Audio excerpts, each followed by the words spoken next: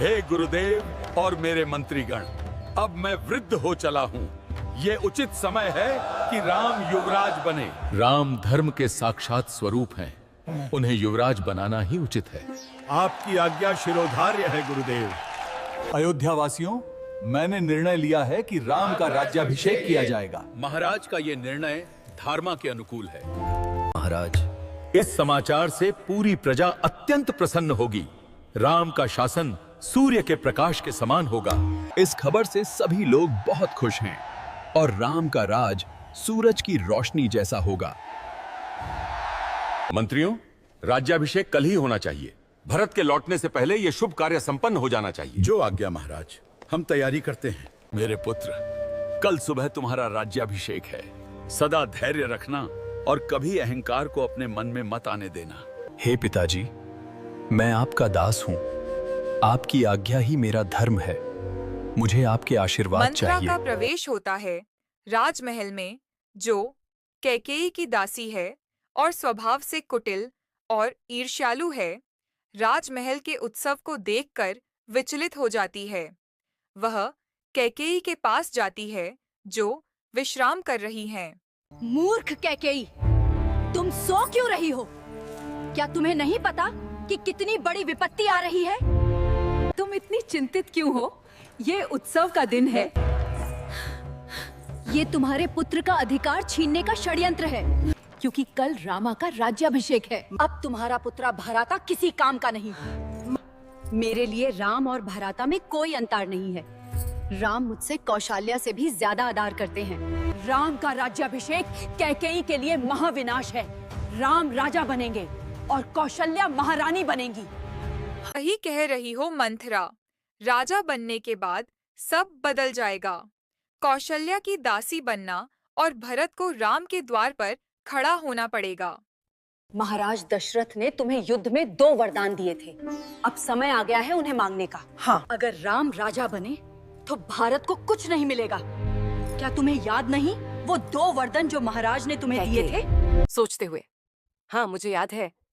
देवासुर युद्ध में मैंने उनके प्राण बचाए थे। कुछ भी मांगो, मैं तुम्हें 2 वरदान देता हूँ। उठो, ये वरदान मांगने का समय आ गया है। तुम मैली साड़ियाँ पहनकर भूमि पर लेटकर क्रोध भवन में जाओ। जब दशरथ तुम्हें मनाने आए तो उनसे ये 2 वर मांगना। पहला वरदान भरत का राज्याभिषेक और दूसरा वरदान राम को 14 साल के लिए वनवास भेजा जाए। आहा, मंथरा, तुमने मुझे सही रास्ता दिखाया है। तुम मेरी सच्ची शुभचिंतक हो। हे कैकेयी, तुम्हें क्या हुआ है? बताओ, तुम्हारी ये दशा क्यों है? महाराज, मुझे आपसे वचन चाहिए। हे देवी, क्या किसी ने तुम्हारा अपमान किया है? राम की सौगंध, तुम जो मांगोगी मैं तुम्हें दूंगा। मुझे वरदान चाहिए। युद्ध में आपने जो 2 वरदान देने का वचन दिया था, वे मुझे चाहिए। निसंकोच पूछो। मैं अपने राम की शपथ लेता हूँ। तो सुनिए मेरे वरदान। पहला वरदान, मेरे पुत्र भरत का राज्याभिषेक कल सुबह किया जाए। ये आसान है। भरत मेरा बेटा है, बिल्कुल राम जैसा। और दूसरा वरदान? मेरा दूसरा वर, राम को 14 वर्ष के लिए वनवास हो। वे वल्कल पहनकर तपस्वी के वेश में नगर से बाहर रहें। हाँ। राम, राम, ये तुमने क्या मांग लिया है कैकेयी? हाँ। राम, राम, ये तुमने क्या मांग लिया है कैकेयी? ये असंभव है। तुम एक माँ होकर ऐसा वर कैसे मांग सकती हो? मेरे प्राण ले लो, पर राम को वन न भेजो। राजन, आप अपने वचन से पीछे हट रहे हैं। याद रखिए, आपने राम की शपथ ली थी। यदि कल राम वन नहीं जाते हैं, तो आपका वचन टूट जाएगा और ये संसार आप पर थूकेगा। सुबह होती है। राम राज्याभिषेक की तैयारी के लिए पिता दशरथ को प्रणाम करने आते हैं। सुमंत्र उन्हें क्रोध भवन में लेकर जाते हैं। राम देखते हैं कि पिता मूर्छित हैं और कैकेयी बैठी हैं। माँ, पिताजी अचेत क्यों हैं? क्या मैंने कोई अपराध किया है? आप मुझे आज्ञा दें। राम, तुम्हारे पिता तुम्हें कुछ नहीं बता पाएंगे। उन्होंने मुझे 2 वरदान दिए थे, इसीलिए उनकी ये हालत है। आप मुझे आज्ञा दें। पिताजी का वचन कभी नहीं टूट सकता। मैं उनके वचन के लिए अपने प्राण भी त्याग सकता हूँ। तो सुनो राम, उन्होंने मांगा है कि भरत राजा बने और तुम 14 वर्ष के लिए वन जाओ। बस इतनी सी बात। माँ, मैं अभी वन को जाता हूँ। मुझे प्रसन्नता है कि मेरे कारण पिताजी का वचन पूर्ण हो रहा है। बस इतनी सी बात। माँ, मैं अभी वन को जाता हूँ। मुझे प्रसन्नता है कि मेरे कारण पिताजी का वचन पूर्ण हो रहा है और भरत को राज्य मिलेगा। आप पिताजी को सांत्वना दें। मैं अभी वल्कल धारण करके वन को प्रस्थान करता हूँ। राम कौशल्या के पास जाते हैं, फिर सीता के पास। सीता और लक्ष्मण भी उनके साथ जाने का आग्रह करते हैं। प्रिय, तुम अयोध्या में रहकर सास ससुर की सेवा करो। वन का जीवन बहुत कठोर है। स्वामी, पत्नी की छाया अपने पति के साथ चलती है। यदि आप वृक्षों के नीचे सोएंगे तो मैं आपके पास सोऊंगी। मेरे लिए अयोध्या का राज्य कुछ भी नहीं है। मेरा वन आपके चरणों में है। भ्राता श्री राम, मैं आपके बिना एक पल भी नहीं जी सकता। मुझे अपनी सेवा करने की अवसर दीजिए। मैं आपके लिए भोजन, जाल और निवास का प्रबंध करूंगा। अच्छा, मेरे साथ चलो।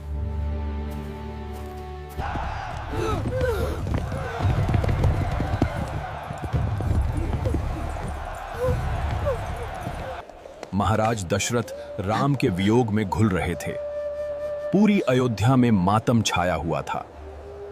सुमंत्र, रथ रोको, राम को वापस ले आओ। मैंने उसे राज्य छोड़ने का आदेश नहीं दिया। महाराज, राम बहुत दूर चले गए हैं। उन्होंने मुझे उनके पीछे आने की आज्ञा नहीं दी। वो निर्दोष श्रावण, उसके माता पिता का विशाप मुझे अंदर ही अंदर जला रहा है। कौशल्या, आप धैर्य रखिए महाराज। कौशल्या, जिन्होंने मुझे श्राप दिया था कि मैं भी अपने पुत्र के वियोग में मर जाऊंगा, आज वो श्राप सच हो रहा है। राजा दशरथ राम, सीता और लक्ष्मण के वन गमन के दुख को सहन न कर सके और हा राम कहते हुए प्राण त्याग देते हैं। अयोध्या के सिंहासन पर अब कोई नहीं है। महाराज का शरीर तो है, पर प्राण चले गए हैं। सुमंत्र, भरत को तुरंत वापस बुलाओ। भरत और शत्रुघ्न ननिहाल से लौटते हैं। उन्हें उत्सव की जगह मातम दिखता है। भरत सीधे कैकेयी के पास जाते हैं। माँ, ये कैसा मातम है? पिताजी कहाँ हैं? पुत्र, अब तुम अयोध्या के राजा बनोगे, ये मेरा वचन है। नहीं माँ, ये सिंहासन मेरे बड़े भाई राम का है। मैं पिता की जान ले ली तुमने राजपाट के लालच में। धिक्कार है तुम पर। तुमने मुझे राजकुल में कलंकित कर दिया। मैं तुम्हारे इस राज्य को स्वीकार नहीं करूंगा। भरत, मैं ये सब तुम्हारे लिए ही कर रही थी। राम मेरे ज्येष्ठ भ्राता हैं, वे ही राजा हैं। मैं राम के पीछे वन को जाऊंगा। शत्रुघ्न, मंथरा का उचित न्याय करो। भरत, शत्रुघ्न, तीनों माताएं, गुरु वशिष्ठ और पूरी सेना के साथ राम को वापस लाने के लिए वन की ओर प्रस्थान करते हैं। वे चित्रकूट में राम से मिलते हैं। हे प्रभु, अयोध्या लौट चलिए। आपके वियोग में और महाराज के दुख में अयोध्या मर रही है। पिता ने माता कैकेयी को वचन दिया था और पिता के वचन को पूरा करना मेरा परम कर्तव्य है। भारत, तुम्हें अयोध्या लौटकर 14 साल तक धर्मापूर्वक राज्य करना होगा। यदि आप अयोध्या नहीं लौटेंगे तो मैं भी सिंहासन पर नहीं बैठूंगा। मैं आपकी खड़ाऊं लेकर जाऊंगा। आपकी खड़ाओं को सिंहासन पर रखकर मैं 14 वर्ष तक अयोध्या का सेवक बनकर रहूंगा। राम अपनी खड़ाऊं भरत को देते हैं। भरत उन्हें लेकर नंदीग्राम जाते हैं और वहीं से तपस्वी के रूप में राजकाज चलाते हैं। राम, सीता और लक्ष्मण दक्षिण दिशा में आगे बढ़ते हैं। हमने बलिदान की चरम सीमा देखी, वादों को निभाना और अयोध्या कांड में प्रेम।